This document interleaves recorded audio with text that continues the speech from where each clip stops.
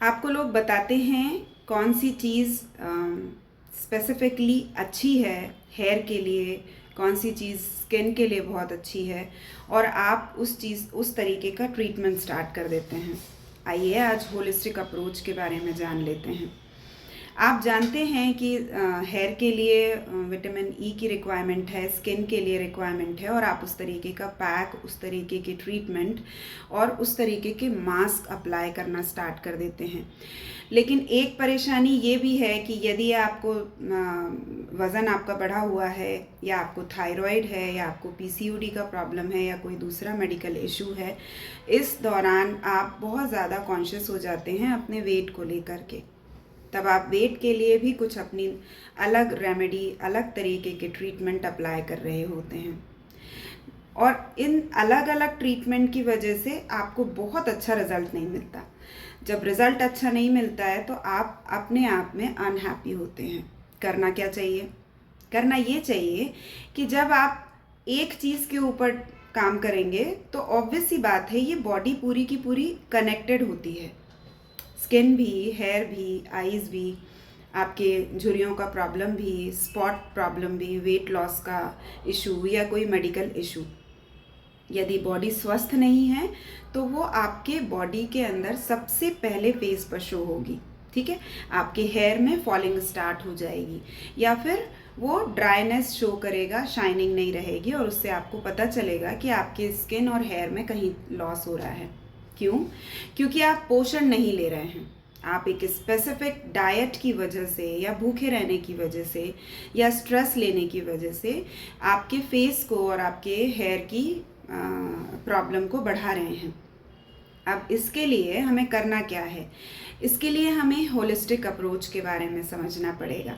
Holistic approach का मतलब होता है जब आप फिज़िकली प्रॉपर तरीके का activity, exercises plus food intake, जो सही पोषण हो उसका टाइम टेबल के साथ इनटेक कर रहे हों।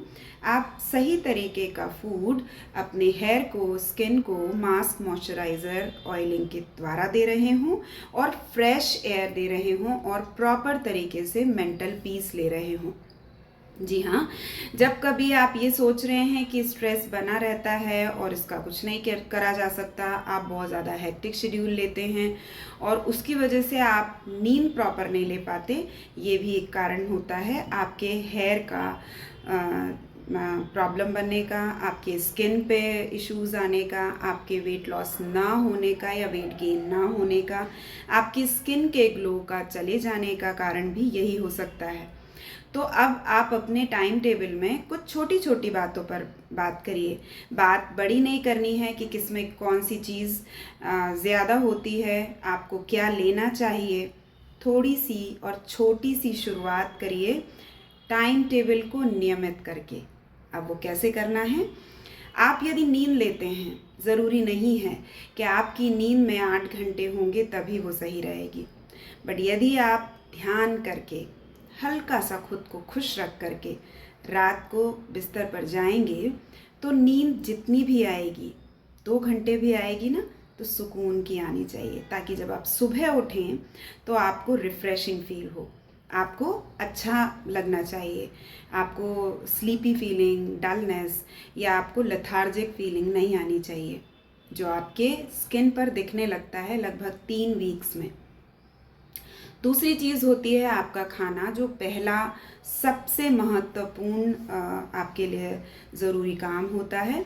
आप ये सोचते हैं कि भूखे रह कर के आप अपने वज़न को कम कर सकते हैं, या आपके पास टाइम नहीं होता है इसलिए आप अपना वक्त नहीं बना पाते, बट कुछ छोटी छोटी चीज़ों का यदि ध्यान रखा जाए तो आप अपने वेट को भी रिड्यूस कर पाएंगे, वेट को मेंटेन भी कर पाएंगे, या वेट गेन जिनका नहीं हो रहा है उनका वेट गेन होना चालू हो जाएगा। क्योंकि जब हम लंबा अंतराल रख करके भोजन करते हैं, हम रात को जल्दी, शाम के मतलब रात का खाना जब हम जल्दी खा लेते हैं और सुबह हम 9, 10, 11 बजे तक नहीं खाते हैं, तो ऑब्वियस सी बात है 12, 14 घंटे, 18 घंटे का हम गैप कर लेते हैं, और उस गैप से आप ये कोशिश करते हो कि कैलोरी इनटेक कम जा रहा है और आपकी बॉडी हेल्दी हो रही है, तो बॉडी हेल्दी होने की जगह डलनेस देने लगती है और उसकी वजह से आपका हो सकता है शुरुआती दौर में वेट लॉस हो जाए, बट वो आपको एंड में स्किन पर और हेयर पर दिखना चालू हो जाता है। आप मार्क करिएगा, आप में से कितने लोग ऐसे हैं जिन लोगों का हेयर फॉल चालू हो गया है, जिन लोगों की स्किन ड्राई हो गई है या उनकी स्किन ज़्यादा सैगिंग के साथ में दिखती है या स्पॉट्स दिखने लगे हैं। अगर ऐसा हो रहा है तो कमेंट करके ज़रूर बताइएगा कि आपको ये प्रॉब्लम हो रही है, और इस प्रॉब्लम को रोकने का काम आज से ही शुरू करिए। अपनी एक डायरी मेंटेन करिए और अपना टाइम टेबल 3 से 4 आवर्स के गैप से बनाइए, और उस तरीके से कुछ ड्राई कोई छोटी छोटी चीज़ों का इंटेक पूरे दिन के शेड्यूल में बनाइए। पानी का इंटेक प्रॉपर करिए। पानी आपके लिए भूख को ख़त्म करने का काम नहीं करता है। पानी आपके पूरे के पूरे शरीर को रिफ़्रेशमेंट देता है, आपकी डिटॉक्सिफिकेशन करता है, आपको एनर्जाइज करता है और हाइड्रेट करने के साथ साथ आपके स्किन और हेयर को नरिशमेंट देता है। जब आजकल कंप्लेन है कि आईज़ में भी ड्राइनेस आने लगी है, जबकि आपकी एज बहुत ज़्यादा नहीं है, तो यदि 20s 30s में 40s में लोगों को आईज़ में ड्राइनेस आ रही है, इसका मतलब है कि आप पानी या तो सही मात्रा में नहीं पी रहे हैं या सही तरीके से नहीं पी रहे हैं।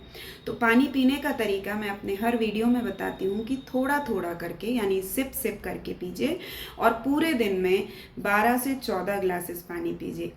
12 से 14 ग्लासेस पानी के अंदर आप सभी तरीके की चीज़ें रख सकते हैं, दूध, दही, छाछ, वेजिटेबल जूसेस, जो रसदार फ्रूट्स होते हैं वो, और वाटर इनटेक।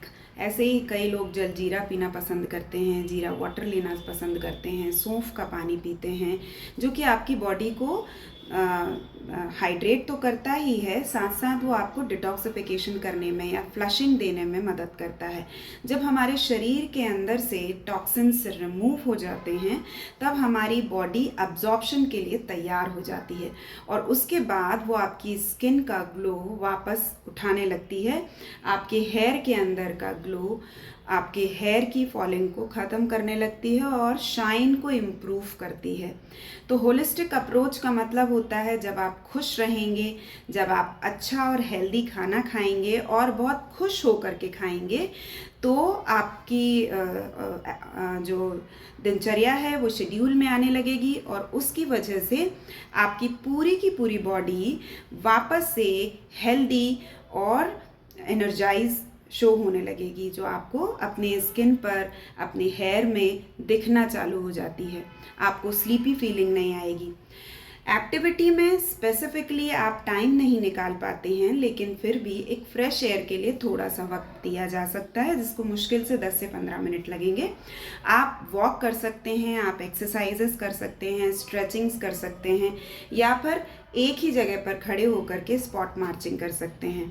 ये इसलिए भी ज़रूरी है क्योंकि जब तक हम हमारे शरीर के एनर्जी को रिलीज़ नहीं करते हैं, जब तक हम एक्टिविटी मोड नहीं देते हैं, तब तक किसी बॉडी के किसी भी पार्ट में सही मात्रा में ऑक्सीजन का फ्लो नहीं बनता, और जब तक ऑक्सीजन प्रॉपर तरीके से पूरे शरीर के अंदर डिस्ट्रीब्यूट नहीं होती, आपकी बॉडी एनर्जाइज फील नहीं करती।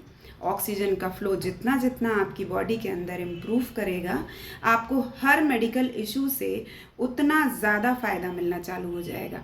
तो हम इम्प्रूव करने के लिए आज से ही कैलेंडर में पहला दिन काउंट कर लेते हैं, और 3 वीक के बाद में आप में क्या इम्प्रूवमेंट आया है ये आप मुझे कमेंट करके ज़रूर बताइएगा। लेकिन पहले वीक में आप कितना इम्प्रूवमेंट देख रहे हैं, ये आप अपनी आज की फ़ोटो और अगले हफ्ते में एक वीक के बाद की फ़ोटो देख करके खुद ही जान जाएंगे। तो मैं डाइटिशियन प्रज्ञा आपको अगले वीडियो में फिर एक नई चीज़ के साथ मिलूंगी। तब तक लाइक कीजिए, शेयर कीजिए, सब्सक्राइब कीजिए, और मेरे अगले वीडियो के लिए मेरा इंतज़ार कीजिए।